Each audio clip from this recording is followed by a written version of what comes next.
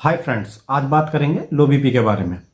हमारे व्यूवर्स का बार बार एक कमेंट आ रहा था कि लो बीपी के बारे में बताइए कि काफ़ी लोगों का बीपी लो क्यों हो जाता है, क्या कारण होते हैं और इसके लिए क्या किया जा सकता है, तुरंत मौके पर क्या करना चाहिए और इसका क्या ट्रीटमेंट दिया जा सकता है।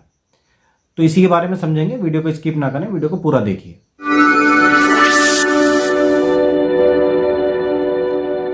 तो यहाँ बात कर रहे हैं लो बीपी की। नॉर्मल व्यक्ति का बीपी जो होता है वो 120 से 80 mmHg होता है।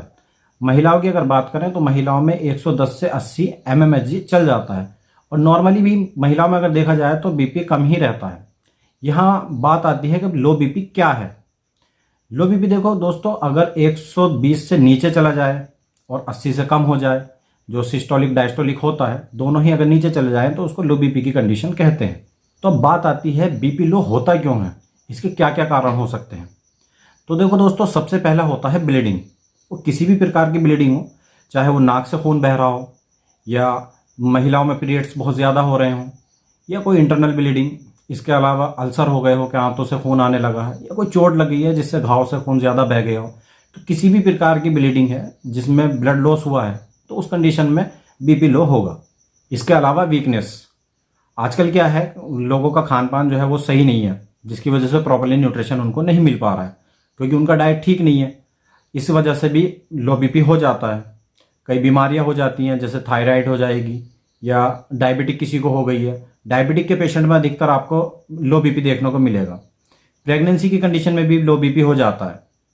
मेन चीज़ ये है कि किसी भी व्यक्ति का, किसी भी मरीज का अगर एचबी लेवल कम हो गया है, उसके अंदर खून की कमी हो गई है, तो उसका बीपी लो हो जाएगा।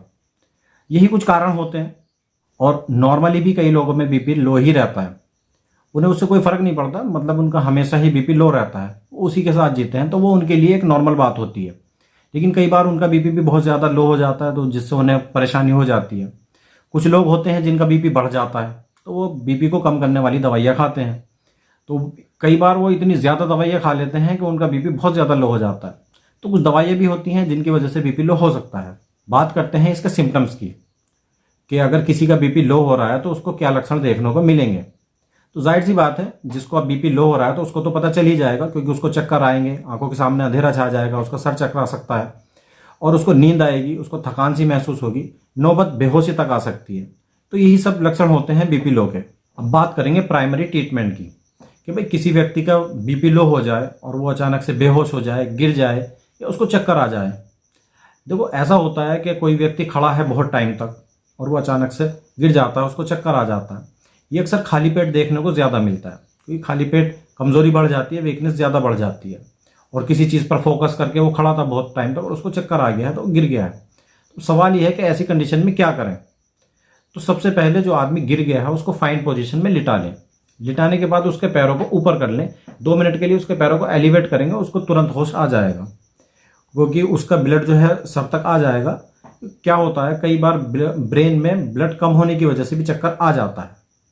तो यहाँ एक चीज़ और समझ सकते हैं कि अगर कोई व्यक्ति चक्कर खाकर गिर जाए, बेहोश हो जाए, तो उसको लिटाकर उसके पैरों को ऊपर करने पर वो होश में आ जाएगा। ठीक है।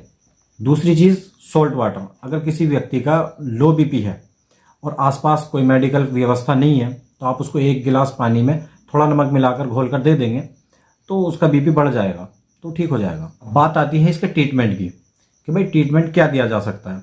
तो देखो दोस्तों, इसका कोई डायरेक्ट ट्रीटमेंट नहीं है।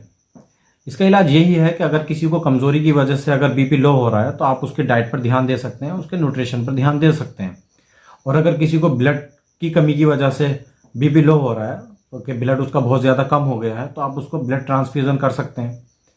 और अगर किसी तरह की एलर्जी है या किसी तरह की कमज़ोरी हुई है तो आप उसको ऑन द स्पॉट कॉफ़ी दे सकते हैं, कैफीन दे सकते हैं, या आरएल का बोतल चला सकते हैं। आप उसको आरएल का बोतल लगाकर कोई भी MVI मल्टीविटामिन बोतल में डालकर चला सकते हैं। और रेगुलर बेसिस पर आप उसको कोई भी मल्टीविटामिन का टैबलेट चला सकते हैं, मल्टीविटामिन का कैप्सूल चला सकते हैं, कोई भी मल्टीविटामिन दिया जा सकता है, तो उसको धीरे धीरे आराम मिलने लगेगा। तो यही था आज की वीडियो का टॉपिक। उम्मीद है वीडियो आपको अच्छा लगा होगा। अच्छा लगा है तो लाइक करें, नए हो तो चैनल को सब्सक्राइब करें। आप लोग अभी तक चैनल को सब्सक्राइब नहीं करते हो, वीडियो देखकर चले जाते हो, मुझे बिल्कुल अच्छा नहीं लगता है। प्लीज़ से सब्सक्राइब करो, फ्री होता है। तो आज के लिए इतना ही, मैं मिलता हूँ नेक्स्ट वीडियो में, तब तक के लिए खुदा हाफिज़, जय हिंद।